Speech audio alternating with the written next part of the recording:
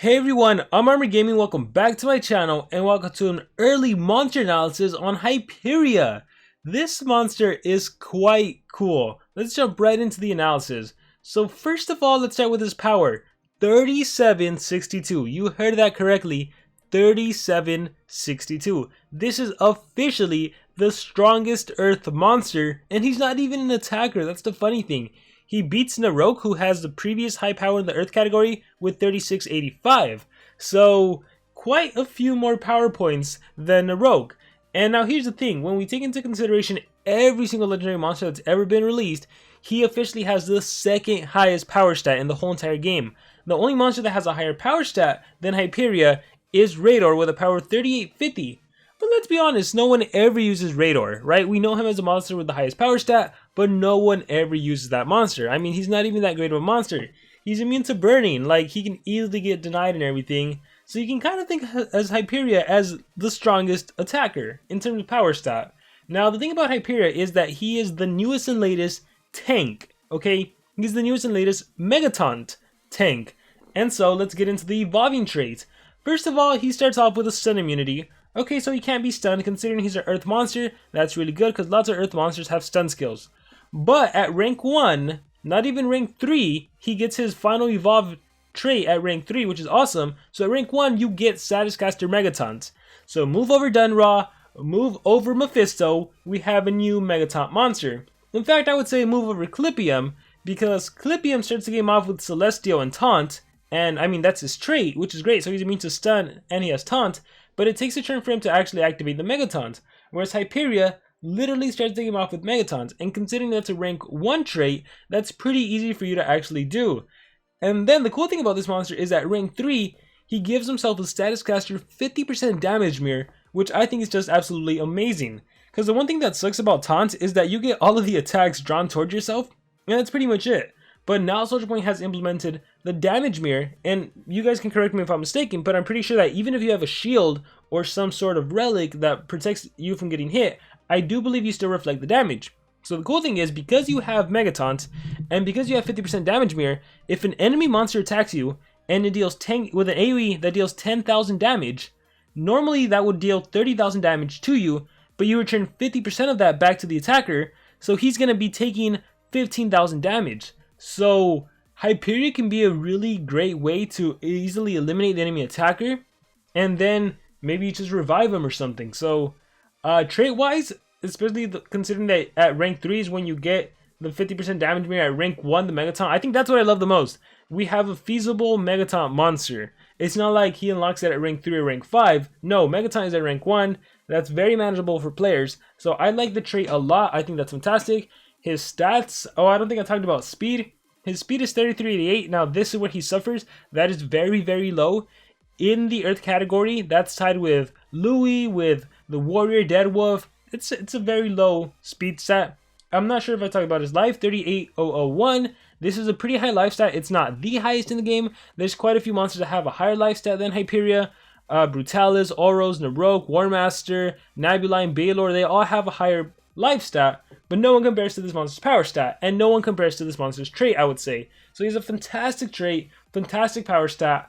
Although you could also argue, like, how much does the power stat matter really? If he's not an attacker, he's there to tank, he's there to reflect with the damage mirror.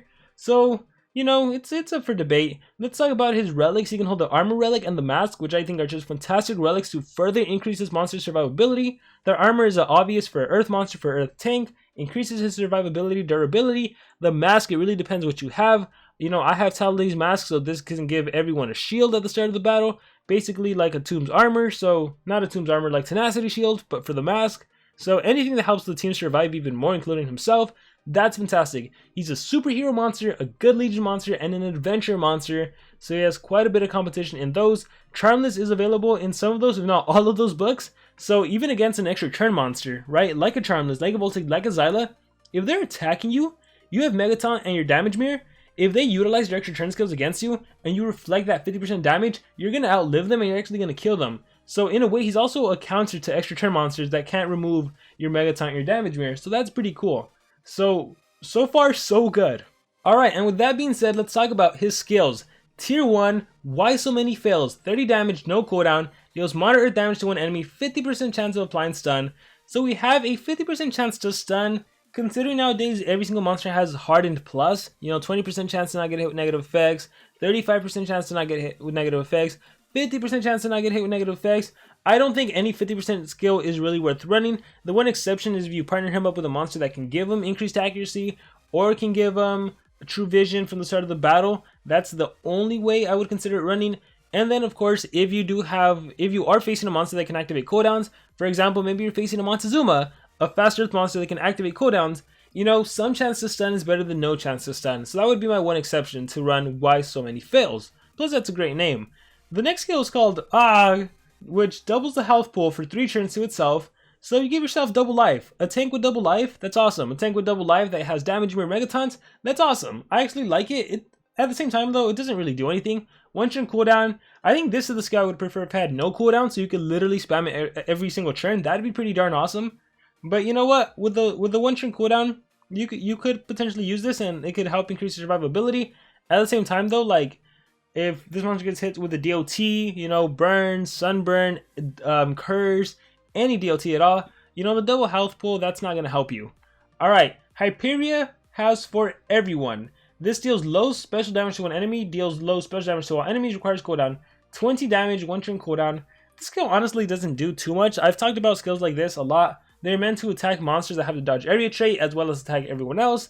It doesn't really do much. So skills group 1, I am not all that impressed. If anything, I guess I do like the double health pool skill somewhat, and the stun is okay, although you really won't run it. So let's move on to tier 2 skills.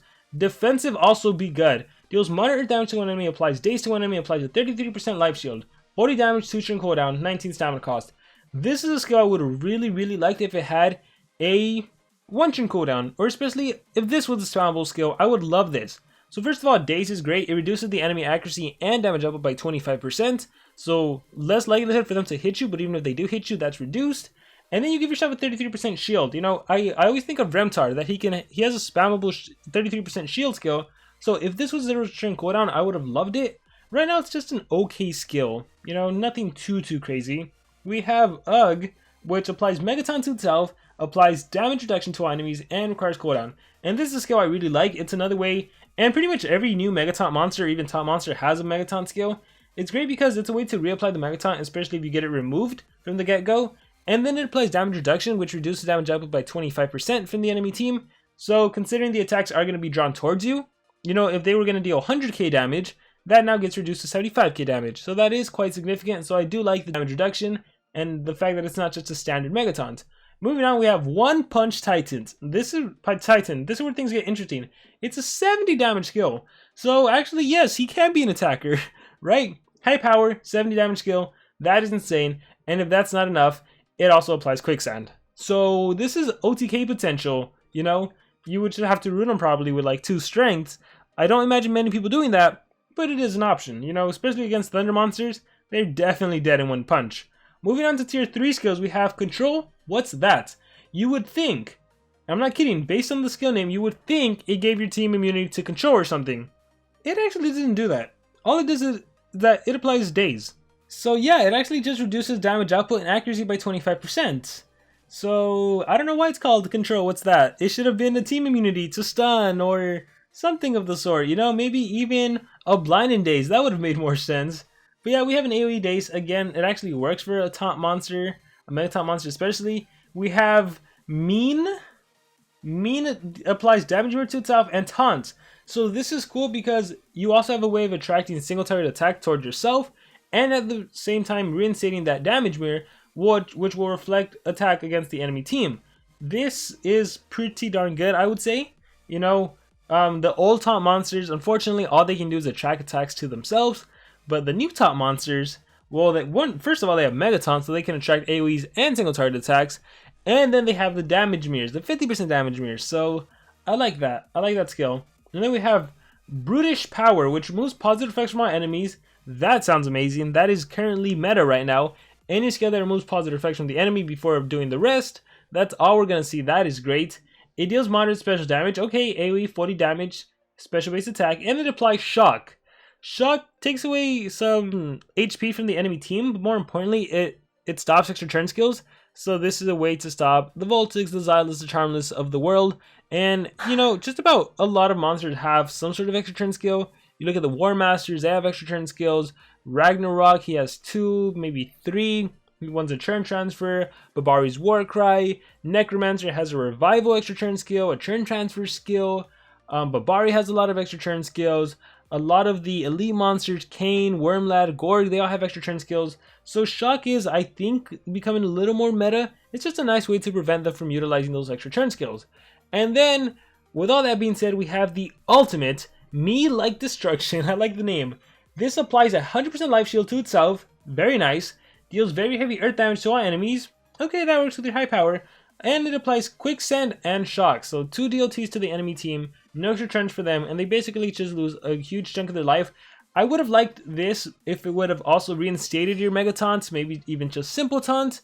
But, I'm iffy. Overall though, skills-wise, I would say they're not the most impressive. Skills-wise, they definitely work for a tank. You know, I see a lot of days. I see 1 damage reduction, or AoE damage reduction in days. You know, combined that's minus 25% damage reduction. That's good. Considering you are going to be drawing an attack towards yourself, it really does work. But again, I'm a little like, I feel like he could have done more. You know, he could have had a total blind, which completely prevents the enemy from doing any control or any actual damage. Because here you're still taking damage, even if you're reducing the damage output. Brutish Power, you know, remove positive effects is nice. The Shock is nice. Overall, I'm iffy on the skills. Like, yeah, the damage mirror is nice, and the self taunt, reapplying the mega taunt, and the AoE damage reduction. I'm like in the middle. You know, I love One Punch Titan, but it sounds like unless you rune him like 2 strength, 1 speed, you probably won't get too much usage out of him. And you can probably rune him like that, considering he has armor and mask. If he had skill mirror, I think there'd be more valid reasons to run a strength rune. But considering it says damage mirror reflection, I don't think the strength rune is needed. So you're typically gonna run him. I guess the thing is, he does have the viability and versatility to run him as a, like, give him 1 strength, but I really feel like he's definitely tank. So, you know, some mutant runes, some team speed, a single speed, a life, probably. I imagine seeing a lot of, like, maybe double life speed, maybe live team speed, maybe live speed, team speed, because he also does have a low base speed. So you got to take that into consideration. So overall, I don't know, what can I say? I love the monster design. The monster design looks really cool. I love the evolving traits. I love that it is a rank 3. You get the damage mirror. At rank 1, you get the Mega Taunt. So any place you can put a Mega Taunt, that's super useful. Skills, I'm still like, I'm iffy. You know, I love the double health pool. Well, love is a strong word. I like the double health pool. And I'm just iffy on the skills overall. So I like the monster, but I'm also like, it could have been better, I personally think. But that's just my opinion. Now I want to hear from all of you guys. Let me know in the comments below, what do you think about Hyperia? I am so looking forward to hearing what you guys have to say about this new monster with an incredible power stat, with an incredible trait, with okay skills. Thank you for watching. I'm Armor Gaming, and I will catch you all next time.